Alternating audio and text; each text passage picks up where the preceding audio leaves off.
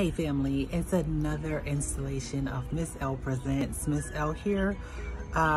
Just wanted to stop in for the early part of the week and hope that you all are experiencing some warm weather and great growing conditions wherever you are. As always, I'm here to be your garden hero, helping everyone reach objectives, and I want you to be a hero in your garden. I wanted to do a sort of tour of what I have going on in my yard because I have added some new raised beds throughout my 1/8 of an acre inner city lot. And so if you are in a urban area with very limited space, I want to continue to inspire you to do the most you can with what you have, grow more food and less grass. So we're gonna start the tour. All right, you guys, so we're gonna start in the front yard. This wild patch is onions, and there are some peas in here. You can see some peas that I'm growing here, and then also some beans. These beans actually came up from beans that were grown here last year. I didn't even plant these beans. So I got a couple of those coming up as well. That one is a wisteria that I grew from seed that I found here in my neighborhood. And then that is a mulberry that I need to plant in the backyard. This is my potato patch, or one of the potato patches. And these are two different varieties. I believe there's a purple potato and a yellow potato in here. This is two new beds that I just put in a couple weeks ago. I had a bunch of plants that I needed to transplant, and so all the more reason to go ahead and get 2 more raised beds put in. And I've got just a bunch of stuff here. These are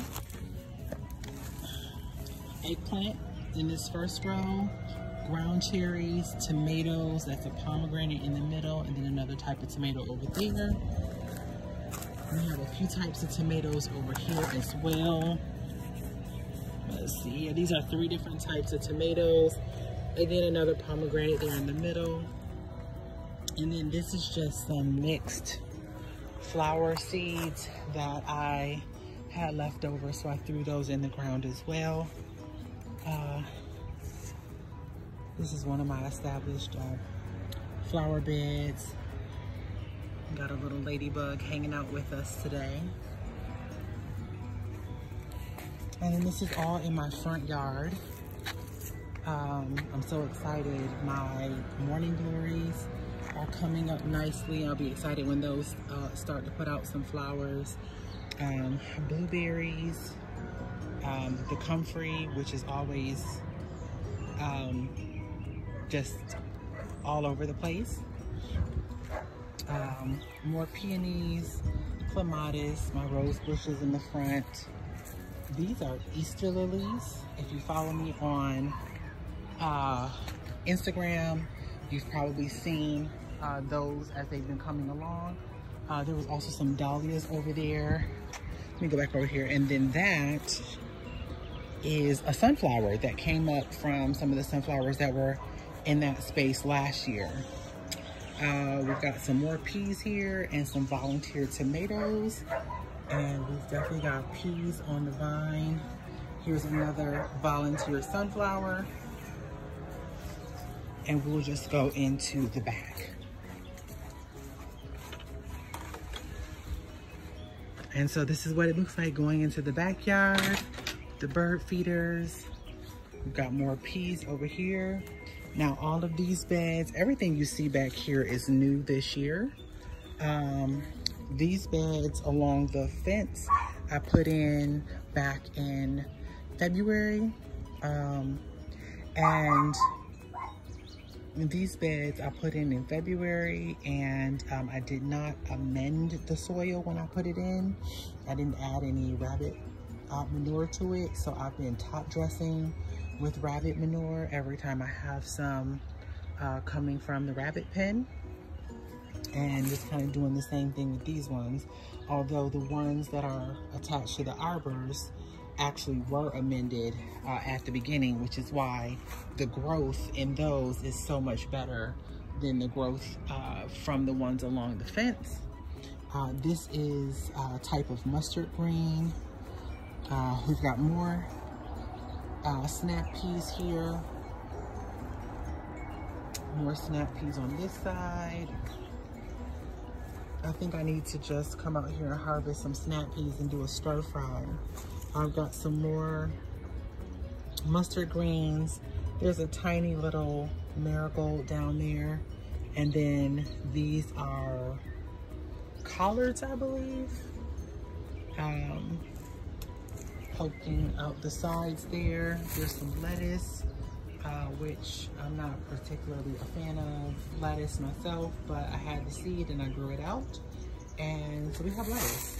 And I probably will go and harvest some of that and have a salad at some point.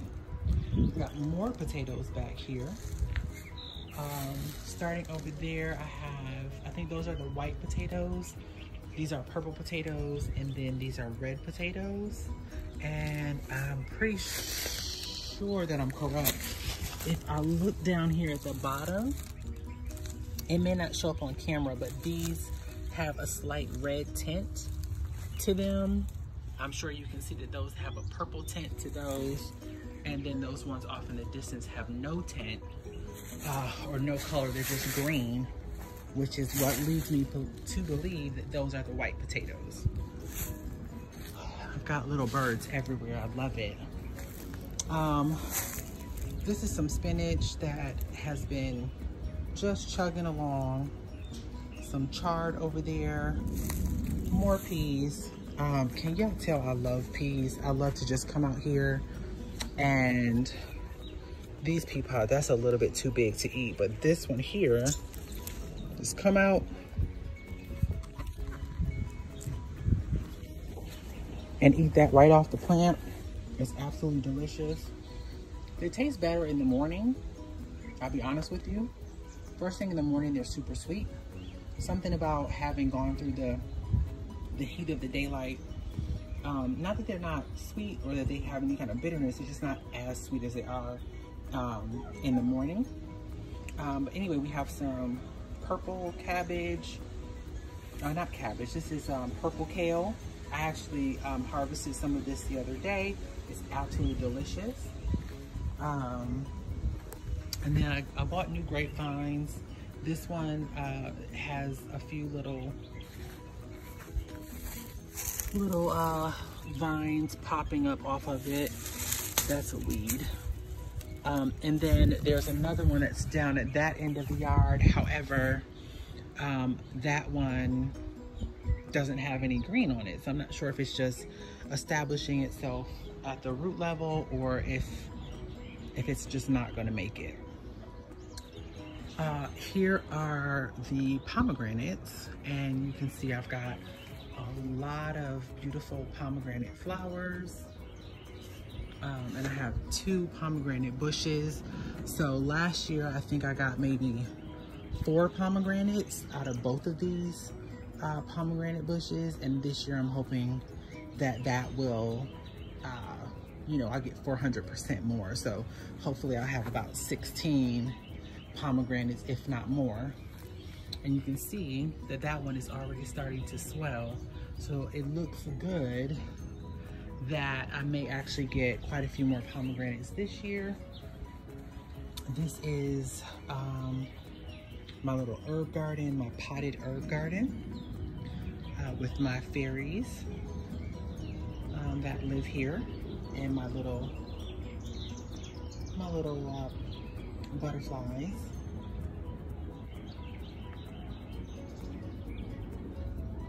And that's the lemon balm, some bee balm here in the middle, and then of course some other herbs, lavender, and that's thyme, that is parsley, cilantro 1, cilantro 2, oregano back there, a little basil, some more thyme, And then I've got some peppers in here that I didn't have anywhere else to put. Some lemon basil down there. That is Thai basil and tarragon. And now we're gonna go see the bird. So I don't know about you guys. But I am sometimes an impulse buyer, an impulse shopper. I needed to do a little retail therapy, and I happened to be on my way to the feed store to pick up some rabbit feed, and I saw something that I've been toying with purchasing for quite some time. These guys. So in here I have 2 each of 5 different varieties of chicks, and I'm super excited to add chicks to my homestead to get some chickens going, because I definitely like the idea of having chicken eggs as well as quail eggs, and also having chicken meat as well as quail meat. Quail are great because they grow up faster than chickens. These chicks are probably gonna take 7 or 8 months to grow out to like laying age and butchering age. And whereas these quail, even those babies back there in the bag that have been outside for about 2 weeks, they will be ready to start laying eggs. Probably by the end of June, they will start laying eggs. And I'm already getting eggs from the birds that I hatched out, you know, 2 months ago, that have been out here for about 2 months. So it's great. I think it's gonna be great to have a mixed flock of chickens and quail, so that I have just a mixture of the eggs, and also, you know, quick meat, quick eggs with the quail, and then also my little raptors here, my little demon birds that are going to be able to be a little bit more hardy, because quail tend to not be as hardy as chickens. So I'm super excited about this. I'm gonna come out here shortly and kind of clean up underneath them, put some new cardboard down, some new paper. Yeah, that's it. I just filmed all of that and realized that there's so much I didn't even show you guys. So, of course, I have the blackberries, and there's a blueberry bush over there, and all of the stuff that's coming up over here. These are the collards, which I actually need to pull out because I've already collected seeds from those. The garlic, I'm gonna wait. Although I probably could pull it out now, I'm gonna wait 2 weeks to pull the garlic out. And then this is a bed of sweet potatoes and peppers that I have planted, along with a row of cucumbers along this arch trellis. This side is my corn jungle, which also has fava beans and zucchini planted in there. I'm super excited because I have not grown corn before, and it seems to be doing well. This corn is probably about, the tallest ones are probably about 4 feet tall now. So I'm super excited to see the rest of them kind of pick up and take off. Come in here. I mean, these ones were really, really early, so I doubt seriously that these are going to turn into anything. But yeah, that's that. Over here, I have onions and strawberries, which the strawberries have not flowered yet, but I really am just trying to get these established this year. If I don't get any strawberries out of these, I will be just fine. I want to just really get them well established in the bed, let them put out some runners and fill up this entire space for next year and years to come. So back there, more peppers. There's some tomatoes over there, and more sweet potatoes. And then lots more comfrey. I feed the comfrey to the rabbits from time to time. So I just planted an entire bed of it just so I would always have it available for them. And then when I come out here, if I don't have any weeds that I've cut down to give the rabbits, I do try to come out here and cut down some of the comfrey and give to them. And then it also is great to add as a fertilizer in the yard. You can just cut down some of the comfrey, take the leaves, put it on top of the soil, or you can bury it in the soil and allow it to compost in place. So this whole update was for me to get out here and show you guys the new chicks that I purchased. I will leave the names of the different breeds. If anyone out there in the family has raised chickens or raised these specific type of breeds, I would love any insight. And I look forward to learning all about, learning more about chickens and learning the firsthand information on them. So I thank you guys for joining. As always. I will see you guys next time. Crazy birds. I appreciate you joining me here in the garden, and staying tuned for the updates. You all have a great rest of your week. I'm getting ready to do some reading and, you know, kind of clean up behind these birds a little bit. You all have a great rest of your week. I will see you in the next video. Love you. Take care. Kisses.